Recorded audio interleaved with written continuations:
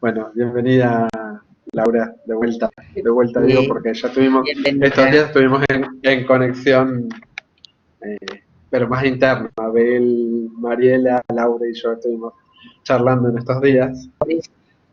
Por eso hice una avanzada de que la charla iba a ser muy interesante. No, a ver, aprovechemos ya y si largamos, no sé qué les parece, ya Claro, ahora hay un número interesante en sí. la sala. Y bueno, Laura, nuevamente bienvenida, fue muy interesante nuestra charla previa y cedo la palabra a que va a ser la presentación tuya al resto de la cátedra, ¿sí? Para presentarla a Laura, digamos, más allá de toda esta presentación más informal, sí me gustaba leer algunas cosas, algunos datos que yo resumí un poquito porque tiene una biografía, un currículum bastante interesante, Laura, pero lo que es más interesante contarles es que Laura es arquitecta, es argentina, primero es arquitecta, mujer y argentina, podríamos decir. No, es arquitecta, es argentina, es graduada en la UBA, donde además fue docente y demás, pero hoy por hoy está, y hace un tiempo está viviendo en Estados Unidos, ella es candidata a doctoral del Departamento de Estudios Planificación Urbana del Instituto Tecnológico de Massachusetts, más conocido por todos como el MIT, eh, de donde vienen un montón de investigaciones de que son fuente para la academia en general. Eh, es ex becaria del Programa Especial de Estudios Urbanos y Regionales del MIT, es arquitecta de la Universidad de Buenos Aires, que yo ya les conté, cursó Desarrollo Local en la Universidad Nacional de General Sarmiento y tiene una maestría en Desarrollo Internacional en The New School. Su trabajo actual se focaliza en la informalización física e institucional de los proyectos de vivienda social construidas por el Estado, tanto en Latinoamérica como en África, en Sur de África particularmente. Ella, la presentación que va a hacer hoy, ella la tituló, y todos celebramos ese título, Explorando la informalización de los proyectos de vivienda social en el sur global, fracaso o resiliencia equitativa. La aclaración que también me gustaba agregar a todo esto, que después obviamente Laura se va a explayar en esto, es que uno de sus casos de estudio es Gardel, es presidente Sarmiento Gardel, y de ahí, más allá de que lo que ella está investigando es muy afín por casos en general, además tiene como objeto de estudio el mismo caso con el que estamos trabajando nosotros. Así que cerraba por muchos lugares que tuviéramos hoy su presentación y nos contara como por dónde está yendo. Así que yo no tengo mucho más para agregar, si alguien quiere agregar algo, si no la dejamos a Laura adelante. Bueno, muchas gracias, Daniel. La verdad que para mí es un honor y agradezco mucho la invitación. Cuando uno está haciendo un doctorado, necesita estas instancias de compartir lo que uno está investigando. Es muy importante y para mí también es muy importante el compromiso con la universidad pública en Argentina. Así que les agradezco el espacio. Esta presentación que yo voy a dar hoy a la tarde, es parte de lo que, como dijo Daniel, es mi investigación de doctorado, que estoy estudiando 3 casos, uno en Sudáfrica, uno en Colombia y uno en Buenos Aires, es, bueno, Gardel. Yo lo que hice fue hacer una presentación que va muy de lo global, una cuestión de la vivienda global, a unas historias muy mínimas de datos que yo empecé a recolectar en mi presentación, que quizás a ustedes les puede informar respecto de su trabajo en Carlos Gardel. Bueno, como les contaba, esta presentación empieza por lo global. Cuando soy argentina y solo me fui de Argentina y de Buenos Aires específicamente hace poco tiempo para hacer estos estudios, Y previo a eso yo trabajé muchísimo tiempo a través de la UBA y a través de los municipios del Gran Buenos Aires, mucho en cuestiones de vivienda y planificación, más que nada en los municipios de la zona sur. Y dentro digamos, del mundo que emerge la arquitectura con la planificación urbana, a mí me interesaba mucho el tema de la vivienda.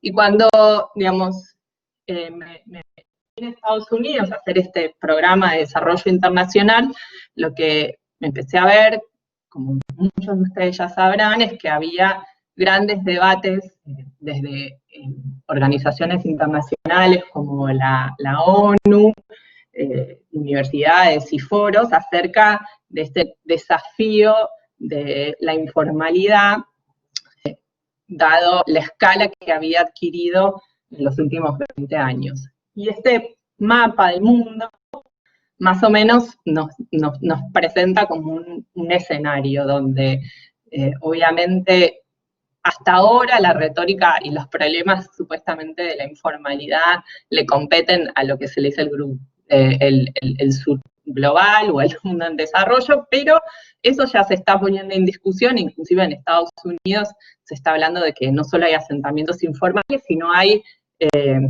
otras manifestaciones de informalidad dentro de grandes ciudades como Nueva York, como Los Ángeles. Pero, digamos, bajo el criterio clásico de lo que internacionalmente se convino, que es los asentamientos informales, es decir, sin tenencia segura de la tierra, sin acceso a los servicios básicos, sin acceso a una vivienda con ciertas calidades. Esto muestra como regionalmente el fenómeno de informalidad. O sea, los naranjas son países donde hay un nivel de informalidad medio, y como ustedes ven, en África es un gran desafío, donde hay poblaciones urbanas donde más del 50%, llegando hasta más del 30% de las personas que viven en asentamientos urbanos, viven en asentamientos informales. Pero cuando en vez de mostrar los porcentajes, los ponemos en números absolutos, o sea, la cantidad de personas, lo que empezamos a ver que en realidad Latinoamérica también se posiciona con un gran desafío que supone, digamos, se cree que 16.500 personas aumentan diariamente en esta población que reside en asentamientos informales. Y este panorama paradójicamente se da en un contexto internacional donde el derecho a la vivienda es un derecho constitucional en muchísimos países, y en muchísimos países donde gran parte de sus poblaciones no pueden acceder a la efectivización de ese derecho. Sobre todo en Latinoamérica, donde las constituciones nacionales, digamos, avanzaron en ese campo relativamente temprano, es decir, alrededor de la década del 80, con la vuelta a la democracia de muchas constituciones, o con las reformas constitucionales de los 90 y los 2000, el derecho a la vivienda es un derecho constitucional. O sea que, en cierta forma, el Estado Nacional reconoce una obligación. Este es un trabajo que yo hice estudiando programas o políticas nacionales de vivienda, o sea, estados nacionales que implementan política de vivienda. Y tomamos algunos ejemplos de Latinoamérica, algunos ejemplos del África subsahariana, algunos ejemplos de Asia, sobre todo del sudeste asiático. Y lo que vimos como primer patrón es que había, digamos, en este mundo que se está urbanizando fuera de los patrones tradicionales, para muchos fuera de la ley, pero dentro de la legitimidad también, hay una gran respuesta, o sea, se posicionó la agenda de la vivienda de vuelta, que era una agenda que estaba abandonada, sobre todo en la década del 80 y en la década del 90, se volvió a posicionar hacia los finales de los 90 y hacia los 2000 como una agenda muy importante para los estados nacionales. Entonces los estados nacionales empezaron a implementar programas de políticas públicas de vivienda. Y este trabajo que yo hice, comparábamos algunos de estos programas en diferentes partes del mundo. Lo primero que vimos es que si uno toma los números porcentuales respecto del total de la población, lo que vemos es que a medida que los países se van urbanizando, también la pobreza urbana va disminuyendo, por lo cual parece ser que a más urbanización que tiene un país, también menos pobreza tiene. Y, digamos, como ustedes pueden ver, relativamente, estos países han tenido programas de vivienda de diferentes escalas, que son las barras estas que tienen abajo, donde, digamos, uno puede ver que un programa de vivienda en India estamos hablando de miles de millones de casas, y un programa de vivienda, por ejemplo, en Argentina o en Colombia, de apenas como un par de millones de casas. Pero yo creo que lo más interesante de esta investigación, y fue lo que cuando a mí me empezó a hacer como una especie de clic, es que en un momento empezamos a analizar cómo eran los flujos y los vínculos internacionales de estos proyectos de vivienda. Y lo que empezamos a analizar era, primero, de dónde venía la plata, o sea, cómo esos proyectos de vivienda se financiaban. Y segundo, de dónde venía el conocimiento. O sea, la expertise técnica, sobre todo financiera, y, digamos, de diseño, implementación y la ingeniería. Y lo que vimos es que el África subsahariana todavía estaba muy colonizada, financiera y técnicamente. Las rayas rojas representan los flujos de expertise, y las rayas verdes los flujos de financiamiento. Entonces ustedes pueden ver que Europa le da expertise, le da conocimiento, todo esto entre comillas, y Estados Unidos y China le da financiamiento. Pero también lo que vimos, y a mí eso también me llamó la atención, es que dentro de todos los países latinoamericanos resolvían con sus propios presupuestos y con sus propias capacidades técnicas estos proyectos de vivienda. Y más o menos, como de manera comparativa, digamos, esta gran emergencia que sucedió como simultáneamente y a gran escala, empezó a entregar viviendas de a millones. O sea, las soluciones empezaron a ser viviendas que representaban más del 50% del déficit habitacional que esos países tenían. Pero después, un poquito más adelante, voy a volver a esta idea de sobre qué es el déficit habitacional en este sentido. El tema es que la respuesta, o sea, el ambiente construido, el producto, los proyectos, ya que somos arquitectos podemos hablar más de proyectos, que estas políticas de vivienda nacional empezaron a producir, empezaron a ser todas iguales.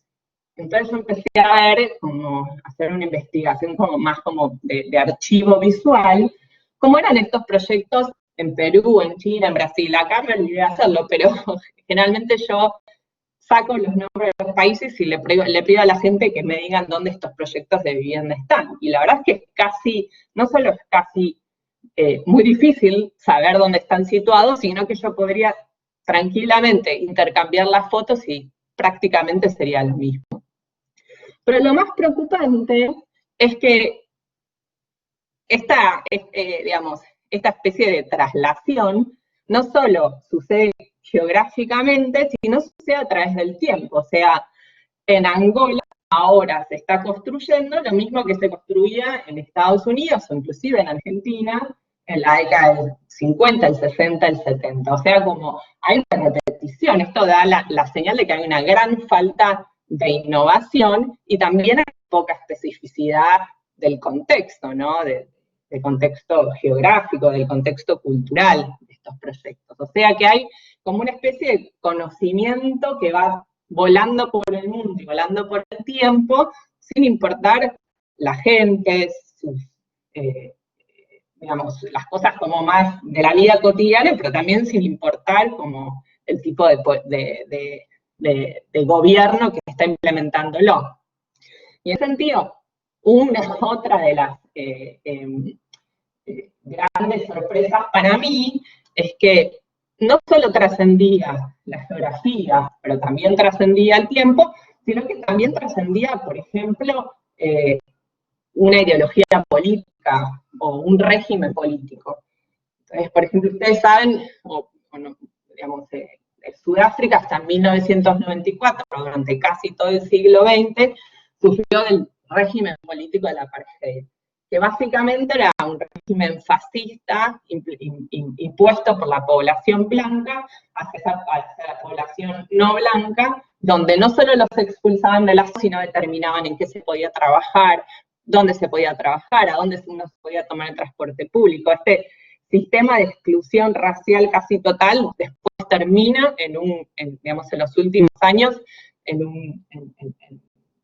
gobiernos muy parecidos que implementaban terrorismo de Estado de manera muy parecida a cómo digamos, a lo que nosotros conocemos como los regímenes dictatoriales en Latinoamérica. Pero cuando yo veía las fotos de esas viviendas que había construido este régimen apartheid y las fotos de las viviendas que había construido el gobierno de Nelson Mandela, eran prácticamente las mismas. O sea que el gobierno de Nelson Mandela, aún con objetivos ideológicos y prácticos extremadamente opuestos, volvía a producir el mismo tipo de paisaje urbano. Y por último, lo que empezamos a ver es que esto no era un problema solo de la arquitectura del barrio, sino también de la escala urbana. O sea, que no solo qué tipo de casa, sino qué tipo de barrio estos proyectos de vivienda estaban construyendo. Como arquitecta hice un trabajo de decir, ¿pero qué es lo que pensaban los arquitectos cuando estaban construyendo estos proyectos? Y bueno, en realidad no pensaban que después se terminara implementando. O dentro de la arquitectura nosotros, y dentro de nuestra crítica disciplinar, porque obviamente una política de vivienda no solo la diseñó un arquitecto, pero nosotros pensamos de una manera y después lo que se implementa es otra cosa. Entonces esto nos da a repensar cómo pensamos el proyecto, o sea, cómo abordamos el diseño del proyecto, aún, digamos, con lo que uno puede asumir que son buenas intenciones, como la barra de abajo de México, que parece haber como ciertas referencias culturales a un tipo de arquitectura mexicana, o una escala deseable, digamos, eso es más un imaginario casi utópico que una realidad, porque la realidad es lo que nosotros vemos en la segunda columna, que dice practice, y la realidad urbana es lo que vemos en la última columna. Específicamente, en Latinoamérica, y perdón que esto está en inglés, pero no llegué a traducir muchas de las diapositivas, cuando nosotros hablamos de déficit habitacional, en Latinoamérica tenemos una particularidad. La mayor parte de nuestro déficit habitacional no es un déficit donde la casa necesita ser restituida en su totalidad, o donde la familia necesita que le den una casa en su totalidad, sino que lo que las familias necesitan es algún tipo de mejoramiento en muchos o algunos de los aspectos de lo que se forman el déficit de la calidad de la casa o de la calidad, pero no de reemplazar la casa con una nueva unidad. Y ese déficit de la calidad puede ser a través de que la casa no tiene las infraestructuras adecuadas, de que la construcción de la casa no tiene los materiales adecuados, que en la casa viven demasiadas personas para el tamaño de la casa, o que la casa no tiene un título legal, sobre todo de la tierra, donde el propietario de la casa tiene la seguridad de que nadie lo van a mover. O sea, todos esos aspectos, principalmente la calidad de la casa, el acceso a la infraestructura y el acceso a un título de tierra, son lo que compone el 94% del déficit de vivienda en Latinoamérica. Sin embargo, la mayor parte de las políticas de vivienda, y voy a volver para atrás, producen nuevas casas. En vez de mejorar el ambiente construido, se producen nuevos barrios, se producen nuevas casas, y nuevas casas a una escala industrial, de alguna manera. Pero ¿qué pasa? Cuando estos barrios no funcionan, cuando estos barrios se abandonan, como en el caso de México, que hay millones de casas abandonadas, como también pasa en Sudáfrica, o como pasa en Colombia, que la gente, vivir en donde se le otorga la casa es inviable, entonces se va de esa casa y vuelve o al asentamiento donde vivía previamente, o a la casa de un familiar. La única respuesta, digamos, a esta mirada que yo encontré dentro del análisis de la política pública es la respuesta del fracaso. Entonces, digamos, ante este escenario yo empecé a leer, bueno, ¿qué es lo que dicen los académicos y los profesionales que trabajan como en la política de vivienda desde una mirada internacional, pero también desde una mirada local? Y yo lo único que encontraba era el fracaso de la política pública, estos barrios no funcionan porque están lejos de la ciudad, estos barrios no funcionan porque son todos iguales, estos barrios no funcionan porque están lejos de las fuentes de trabajo, esa es una de las grandes críticas. Y en cierta forma, digamos, a mí lo que me desesperanzaba es que la única solución al fracaso es esta, que es de hecho la solución que se viene implementando desde hace años, y la única solución válida, porque cuando uno ya determina a priori de que el proyecto de la política fracasó, o sea, no hay muchas más opciones que demoler. Y de hecho, en México, que es por ahí el caso más paradigmático de Latinoamérica, esas casas abandonadas se están demoliendo. O sea que el Estado invierte en una solución habitacional, pero la solución es tan mala que lo único que puede terminar es que fracasó y después demolerla. Y la verdad es que yo como arquitecta no me quería quedar como con esa imagen y con ese nivel de análisis. Entonces, lo que empecé a ver en estos proyectos de vivienda donde empecé a trabajar es que en todas estas producciones, sobre todo académicas y técnicas, lo que falta es la mirada de la gente. O sea, ¿qué pasa cuando la gente no abandona y se queda y hace lo que puede, lo mejor que puede, y adapta estos proyectos a sus propios medios de vida? Entonces, más que una mera crítica de la práctica actual, yo lo que investigo son esos mecanismos de adaptación, de supervivencia, de cambio, de las familias que se mudan a estos proyectos de vivienda para adaptar sus medios de vida a estas condiciones tan austeras que tienen estos megaproyectos de vivienda. Y yo creo que son, desde una mirada disciplinar de la arquitectura, son justamente lo que nos falta es una lectura de estas prácticas desde un punto de vista físico, desde un punto de vista social, desde un punto de vista económico, que necesitamos tener para aprender cómo regular y cómo pensamos la vivienda. Estos son los 3 casos de estudio, obviamente... Perdón, Laura, sí. perdón que te interrumpa, pero hay algo que se ve que en algún momento pasa con tu micrófono, que no sé si es fijo o no, pero hay como que se escucha más lejos y más cerca por momentos. No te quería interrumpir, pero justo hay que... No pasa nada, porque siempre se escucha... Siempre se escucha lo que decís, lo que pasa es que como que de repente se escucha como más lejos y más cerca, por eso, bueno, si era algo técnico o el micrófono que se mueve o algo, por las dudas valía la pena la mención. Sí, dale, ¿sí? Ahí me escucha mejor, ¿no? Perfecto. Me acerqué un poco más la compu a la boca. Dale, buenísimo. Bueno, estos son los 3 casos de estudio que yo tengo.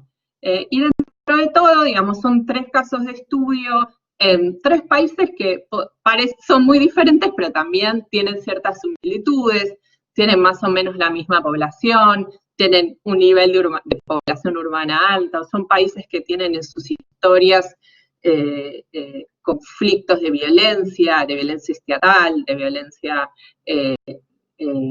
hacia minorías y de reconstrucción de sociedades, pero también son estos 3 países que intervinieron desde la política nacional con grandes proyectos de vivienda.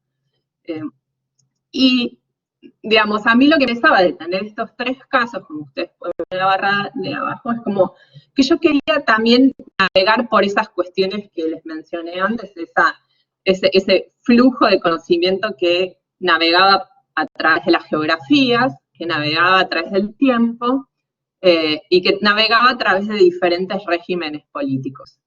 Entonces mi pregunta es como, ¿qué hay más allá del fracaso? Entonces yo me focalizo en este fenómeno muy particular que Daniel mencionó, que es la informalización de los proyectos de vivienda a gran escala, que es básicamente la transformación de los barrios formales en informales, en lugar de al revés.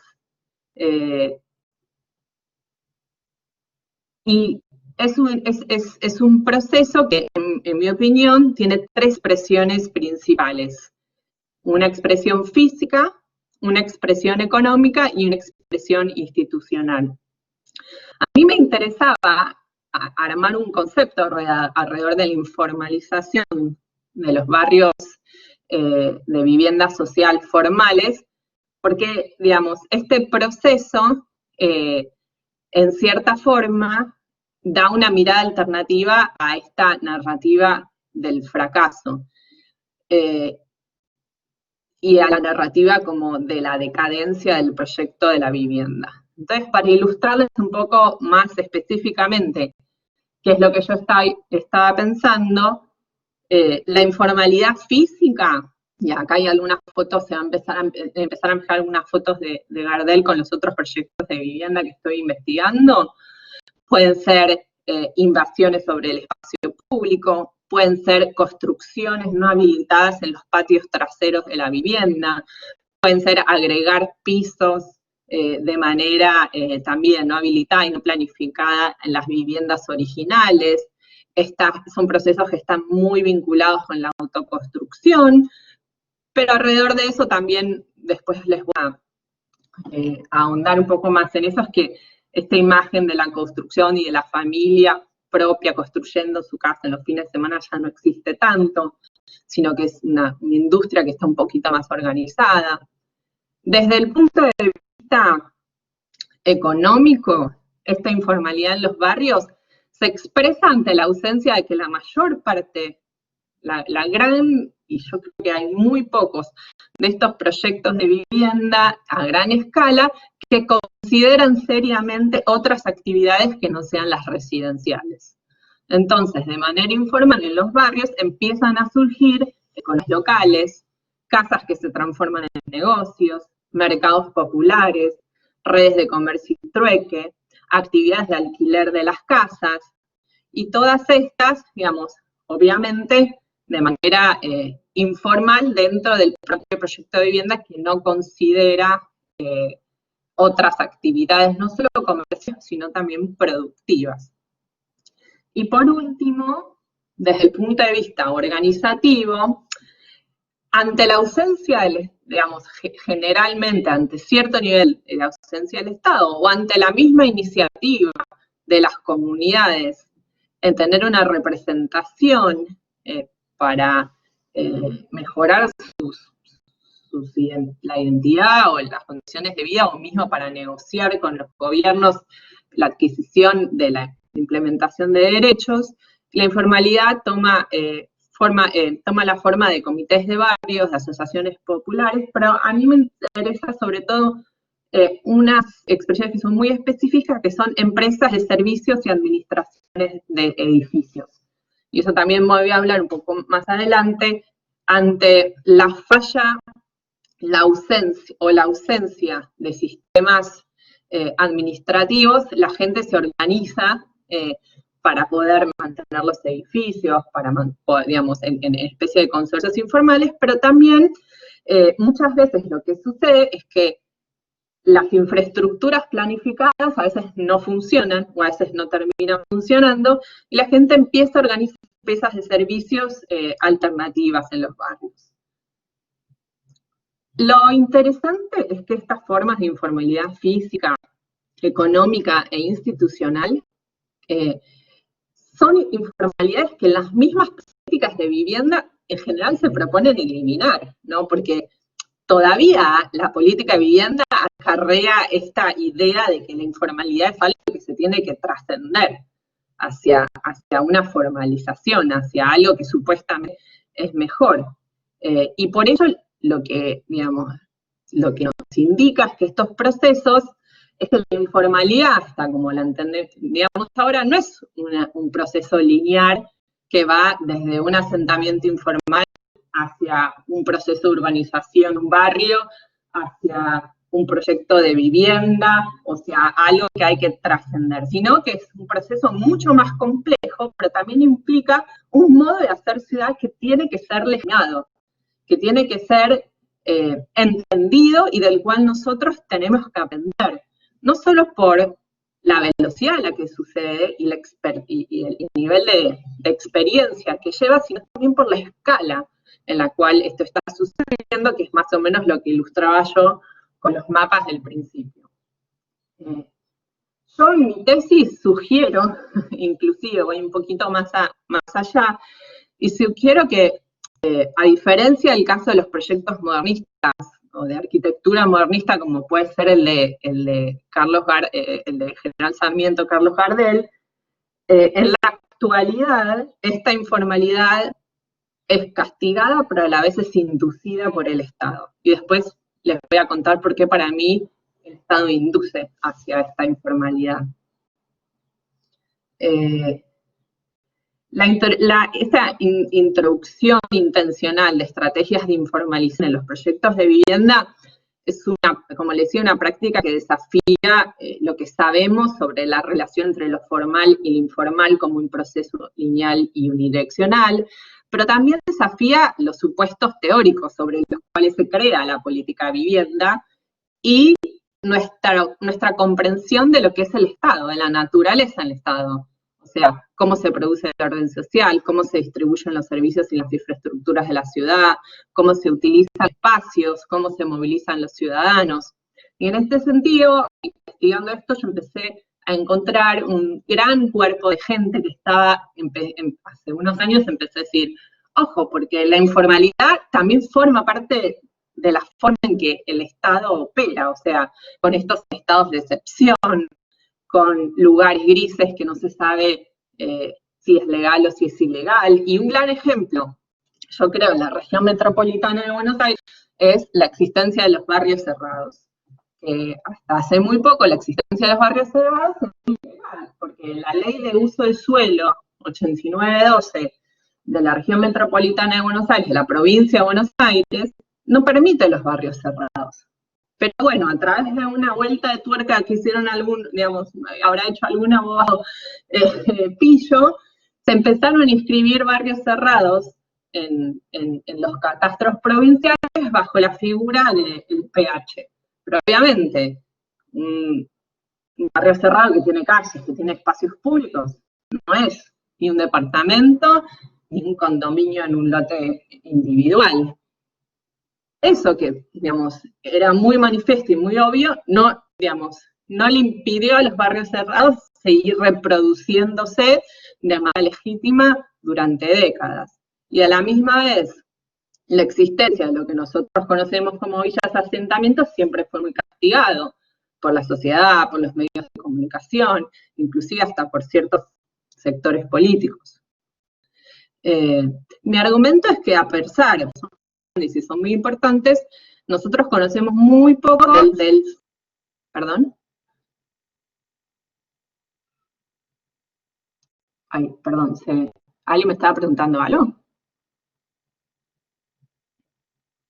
No, nada, Laura. Bueno. Me parece que no. Bueno, ya sigo. Entonces, nosotros conocemos muy poco del fino grano de la vida cotidiana y las elecciones de las personas que viven en estos proyectos de vivienda. Estas son algunas de mis preguntas de investigación, por qué en lugar de beneficiarse con los resultados esperados de la formalización, o sea, de tener una vivienda, la gente decide volver a la informalidad. Me pregunto si la informalidad en los proyectos de vivienda empeora o mejora la condición de vida generales de los residentes, y bajo qué circunstancias la informalidad estabiliza o socava el orden social y político en los proyectos de vivienda. Como les comentaba, yo tengo 3 casos de estudio. El que tengo más avanzado, sobre el cual puedo contar estas pequeñas anécdotas que creo que a ustedes les pueden dar ciertas ideas para investigar en Carlos Gardel, es el proyecto en Colombia. Por eso voy a ahondar más sobre eso, pero después, si quieren, podemos empezar a establecer paralelos con Carlos Gardel. Este es un proyecto que se dio dentro de una política pública bastante similar a lo que fue nuestro plan federal, y es un macroproyecto que se encuentra a 15 kilómetros del centro histórico de la ciudad de Cartagena, en el Caribe colombiano. 15 kilómetros para la escala de Cartagena es básicamente la periferia, o lo que vendría a ser el fin del tercer cordón de la región metropolitana de Buenos Aires. Y es una iniciativa pública, o sea, con dinero del Estado Nacional, que, digamos, sobre la cual licitan diferentes desarrolladores, y esos desarrolladores pueden ser desarrolladores comerciales, como empresas constructoras, o pueden ser desarrolladores sin fines de lucro, como en este caso es una fundación. Y esta fundación, a su vez, tiene una constructora y también trabaja con constructoras comerciales para desarrollar las casas. A mí lo que me interesa en particular de este proyecto es que, en este sentido, este proyecto debería ser un poquito mejor porque lo está haciendo una fundación que aspira no a ganar plata, sino a mejorarle la vida a la gente. Es un proyecto enorme que espera albergar a 220.000 habitantes en una superficie de más o menos de 400 hectáreas, pero ahora solo hay 4.200 casas construidas y 1.000 casas en construcción. El proyecto que lo construyó está en el círculo naranja de lo que ustedes ven a su izquierda abajo. Está dividido como en 3 tipologías de casas. Unas casas de unidades de un piso, que fueron las primeras que se construyeron, que son, la fotito es la primera a la derecha arriba. Después unas casas también unifamiliares, pero de 2 pisos, y unos departamentos tipo torre, al estilo Carlos Gardel, en mi opinión arquitectónicamente bastante peor inclusive. El aspecto más problemático de este proyecto, como ustedes están viendo, es la relación entre el diseño de las casas y la calidad de vida de las familias. Y en particular, que las familias, ni bien se mudan a este proyecto de vivienda, que en general reciben la casa gratis o con un pago muy, muy flexibilizado, porque son familias víctimas de la violencia impuesta por los paramilitares en zonas rurales en Colombia. Ni bien se mudan a estas casas, las familias viven en condiciones de hacinamiento, o sea, demasiada gente en una sola unidad. Y esto es bastante, a mí esto me llamó muchísimo la atención, porque, o sea, el índice de hacinamiento, para aquellos que trabajan en políticas habitacionales y en políticas sociales en general, es el principal índice de déficit habitacional, básicamente. O sea, lo primero que uno va a buscar cuando busca números que indiquen un déficit habitacional es el índice de hacinamiento. Y este proyecto recién construido incorpora a la gente ya viviendo en condiciones de hacinamiento. Entonces, cuando el censo colombiano venga a este proyecto nuevo a medir el déficit habitacional, o lo van a manipular, o evidentemente esta área va a dar que el 40% son viviendas deficitarias. O sea que el mismo Estado está reproduciendo el problema. Pero más allá de esta mirada como tan peyorativa, yo lo que empecé a investigar es esto que les comentaba acerca de la informalización del barrio. En una manzana típica, yo tomé las casas que habían intervenido, tanto desde el punto de vista físico, desde el punto de vista económico, desde el punto de vista organizativo, la casa original para modificarla. forma. Y empecé, así como arquitectónica, bien con mente arquitecta, a tipificar esos tipos de intervenciones. Y ahora lo que yo les voy a contar son algunos de los hallazgos de mi investigación, a ver si podemos empezar a trazar paralelos con Carlos Gardel.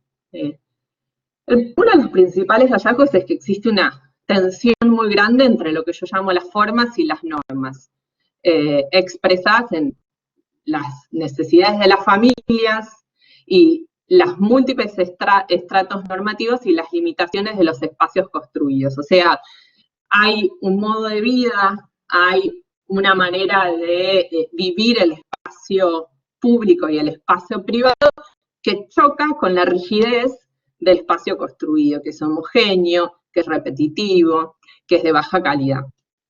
Como consecuencia, los residentes, y aparte que está alejado de las fuentes de trabajo y que está alejado de las redes sociales originales de esas familias.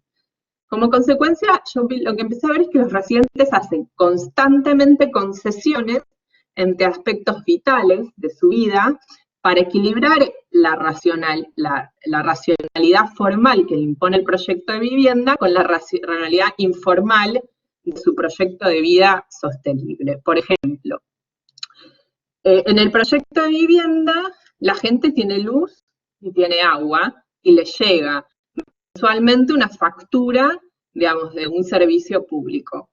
Y si bien el nivel de pago es altísimo, porque es 90%, es más que en un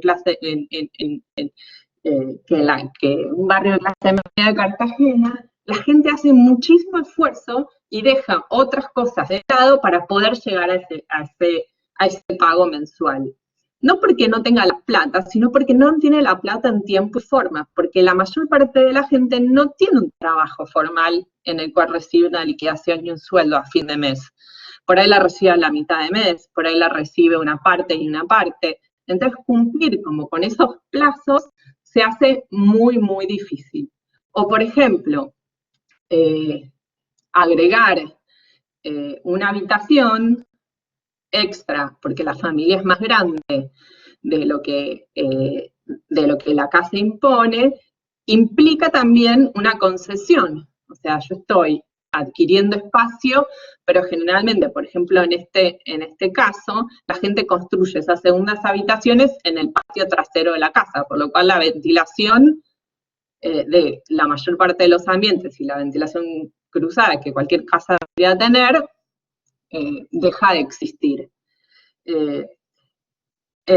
Y así se van repitiendo como estas concesiones. El principal, digamos, por ejemplo, este tipo de observación yo también la vi en Carlos Gardel, donde muchos de los departamentos donde se expande la planta baja se reniegan sin condiciones de ventilación, de iluminación de los departamentos originales. El problema no solo queda circunscripto en la vivienda, sino qué es lo que empieza a pasar cuando todos los vecinos, uno al lado del otro, empiezan a cada uno construir de la manera que puede. Lo mismo pasa como con los negocios. En las plantas bajas, mucha gente resigna el uso residencial de la planta baja para construir un negocio. ¿Por qué? Porque el proyecto de vivienda, en este caso sí consideró, y eso es algo que a mí me dejó mucho para pensar. En este caso sí consideró los espacios comerciales, pero no funcionaron, y ahora dejo volver por eso. Esta explosión de pequeños comercios en las plantas bajas de la vivienda fue en cierta forma castigada y apoyada por el Estado, porque el Estado les brindó a estas personas como unos créditos blandos tipo microemprendimiento, pero a la misma vez no les da la habilitación del negocio, por lo cual, más allá de este crédito, la gente cuando realmente necesita una financiación formal para poder escalar su negocio, para poder tener un empleado o empleada, no tiene acceso al crédito, por lo cual no puede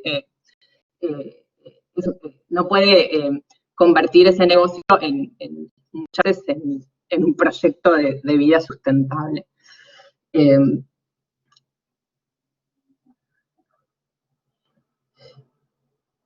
Lo que también sucede, que yo registré, es que el trabajo que se realiza desde el lugar se traduce en una variedad muy amplia de ocupaciones que a su vez representan una gran variedad de desarrollo.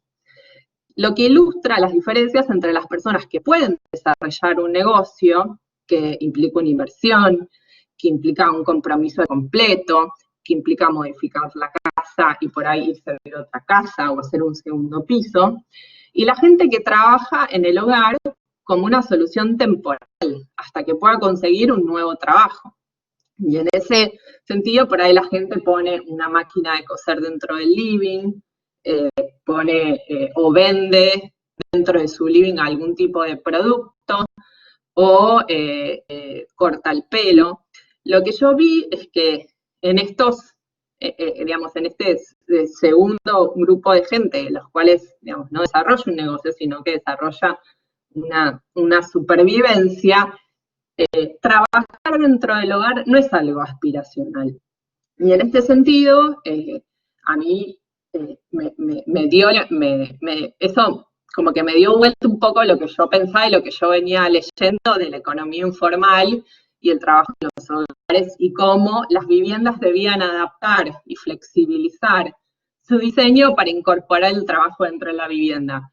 Que para mí está bien, y no me parece una perspectiva errada, pero cuando yo en Colombia empecé a preguntar si eso era algo a lo que la gente aspiraba, todo el mundo, digamos, sobre todo el segundo grupo de personas que no desarrollaban un negocio, sino una actividad de supervivencia, me decían que eso no era algo aspiracional, que inclusive si ellos iban a mantener esa actividad económica, preferían salir de la casa a un espacio de un taller, a un espacio que inclusive pudiesen alquilar, un espacio dentro de un ámbito colectivo, porque trabajar de la casa no solo implicaba problemas físicos de espacio, sino también problemas con la familia, de dinámicas familiares de, por ejemplo, ruido en la casa, de sobreponer el estudio de los chicos con el trabajo, de tener que trabajar fuera de horas porque hay que turnarse de que una actividad sucede o no.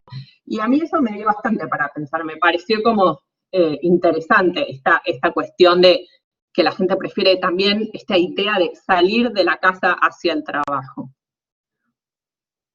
Esto me dio para pensar, ¿por qué fracasaron estos zócalos comerciales que había prediseñado los arquitectos o los ingenieros de este proyecto de vivienda? Y porque en realidad no estaban pensados desde la lógica de la comunidad que iba a ir a vivir ahí.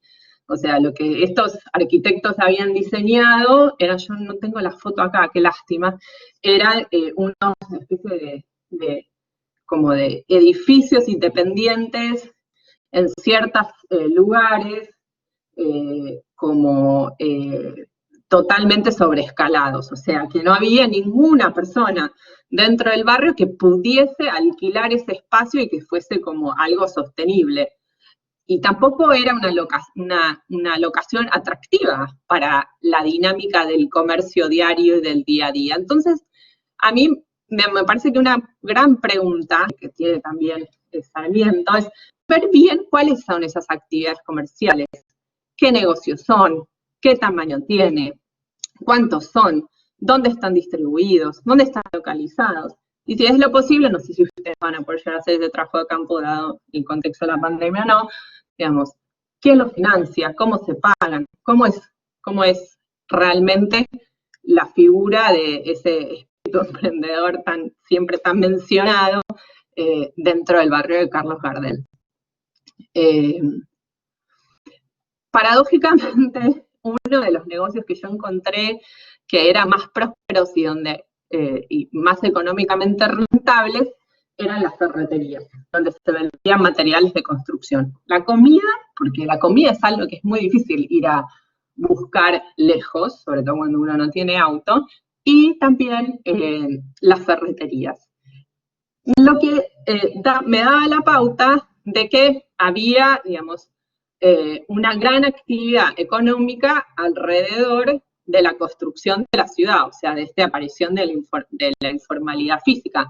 Y cuando empecé a preguntar, digamos, cómo eso se hacía, si efectivamente eran las familias que en los fines de semana trabajaban y se la construían ellos solos, o si se da de otra manera, estas ferreterías también proveen mano de obra, también proveen constructores, experiencia técnica, de cómo modificar la casa del barrio si uno quiere 1 o 2 habitaciones, por lo cual hay una lógica de una economía local que en cierta forma podría ser organizada y podría ser mucho más fructífera para el barrio. Respecto a las torres, esto también habla un poco más a Gardel, una de las principales preocupaciones es que la tipología de la torre le da a la gente muchísimo menos, me están mandando un mensaje, muchísimo menos posibilidad de mejorar su casa, porque la tipología arquitectónica es mucho más rígida. Y en este sentido, otra de las grandes imposibilidades es que, por ejemplo, la infraestructura de agua se pensó a través de un sistema centralizado con tanques únicos y bombas. Pero si bien la gente podía pagar el agua, cuando la bomba se rompía, no se podía, ese mismo consorcio de la torre no podía pagar el arreglo. Entonces la bomba se dejaba de usar por la electricidad, dejaba de haber agua en las torres, y el agua la gente se empieza a proveer de agua con sistemas alternativos.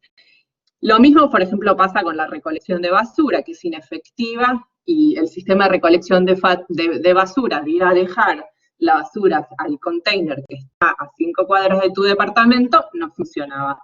Y empezaron a aparecer, en el caso colombiano, servicios de seguridad en el espacio público y del espacio común de las torres, gente que distribuye agua y gente que recolecta basura. Y estos tipos de organizaciones son muy importantes, pues si bien son informales, son los que a su vez garantizan la sostenibilidad del proyecto a mediano y largo plazo. El espacio abierto es un espacio productivo, por lo cual las familias que desean tener un espacio al aire libre, pero digamos, lo que sucede en Gardel, en Ciudad Bicentenario, que también sucede en Gardel, es que esta idea modernista de que el espacio público es una gran alfombra verde enorme, donde uno no sabe de quién es cada uno, donde hay apropiación de ciertos sectores del espacio público, donde hay una escala que es inabarcable desde el punto de vista de la familia y de la comunidad, genera una gran desconexión respecto de lo que está pasando en el espacio público. Genera mucha preocupación respecto de la seguridad. También hay lugares que tienden a ser cooptados por ciertos grupos, y hay otras familias donde pueden apropiarse y pueden organizarse y mantener estos espacios públicos creando jardines, creando pequeñas huertas y también canchitas de fútbol y ese tipo de cosas.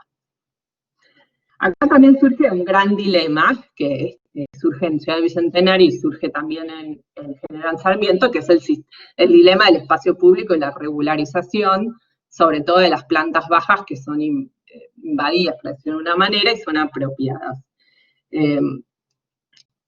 Que si bien, digamos, uno podría decir que la solución más fácil es regularizar, limpiando, entre comillas, todas esas plantas bajas, ahí hay una inversión, ahí hay una casa, ahí hay una emotividad relacionada con una casa, hay un barrio que se construyó, que quizás está mejor, digamos, en términos de relación espacio público-espacio privado que el barrio anterior, digamos, donde la relocalización o la compensación de eso no es un proceso sobre todo social, sí técnico quizás, pero no social, es un proceso mucho más complejo desde el punto de vista social. O sea, es un gran dilema sobre el cual creo yo tiene que haber muchísimo pensamiento como innovador. Y lo bueno de que ustedes son tan jóvenes y tienen las cabezas más frescas que todos nosotros es que más innovadores también. Dentro de este dilema, o sea, también surge la cuestión del derecho. Si uno reconoce que la persona en la planta baja legítimamente y de buena fe construyó otra habitación porque la casa no le alcanzaba o porque necesitaba construir un negocio para sobrevivir, que puso una inversión, digamos, y que de alguna manera mejoró el barrio, mejoró sus propias condiciones de vida, ¿cómo uno compensa ese derecho que le está reconociendo a la de la planta baja con los que viven en las plantas superiores? Ahora voy a empezar a ir más rápido, así queda algún tiempo para las preguntas. Otro punto, el alquiler, esto no lo sé bien en Gardel, pero el alquiler parece ser una actividad económica muy importante porque es muy difícil de rastrear, o sea, agregar habitaciones, agregar pedazos de casa o inclusive alquilar la casa entera, porque la gente, como tiene miedo que el Estado le saque la casa si la subalquila, no tiende a declarar que esa es una actividad económica que ayuda a la supervivencia de la familia. Entonces, resumiendo un poco, para empezar a tener una conversación más de una presentación, yo podría decir, en cierta forma el Estado induce la informalidad. Es como casi un producto mismo de la política de vivienda o de las fallas de la política de vivienda. Deja ser una unidad mínima, con a veces mucha tierra y también una casa sin terminar, o sea, esta historia de que los departamentos en General Sarmiento no estaban terminados es un gran dato.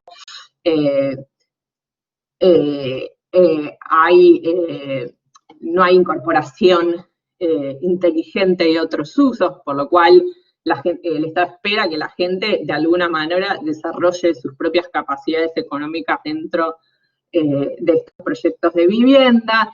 El Estado también espera que la gente tenga un espíritu emprendedor, que puede garantizar el empleo. Y hay una gran expectativa de que la gente invierta para mejorar sus casas, pero después, ¿cómo y cuánto la mejoran? Digamos, suele ser algo como que el Estado deja hacer. Y cuando hablo del Estado, no solo hablo del Estado nacional o del Estado municipal, sino de, digamos, diferentes agentes, por ejemplo, en el caso de Ciudad Bicentenario, esta fundación, que sabe muy bien qué es lo que está pasando en el proyecto, sin embargo, deja hacer. Pero a la misma vez, y como yo creo que son los procesos relacionados a la informalidad, este proceso también demuestra una gran capacidad de ahorro, de logística, de experiencia en la construcción y experiencia de organización social y experiencia financiera de las familias, demuestra una capacidad de emprender, una actividad económica o la ampliación de una casa, y demuestra una organización colectiva para poder proveer de un servicio, para poder proveer de construcción, dicen construcción, y para poder mejorar su casa y con el tiempo revertir, por ejemplo, déficits que vienen inherentes a la casa como el hacinamiento, representando también, y construir negocios representando una primera o una segunda fuente económica. Buenísimo. La verdad, muy, muy interesante, muy en sintonía con muchas de los temas que venimos reflexionando y que venimos pensando, así que la verdad, mejor imposible. Bueno, gracias. Bueno, gracias. Muchas gracias, Laura. No, gracias a ustedes. Muchas gracias, Laura. Hasta pronto.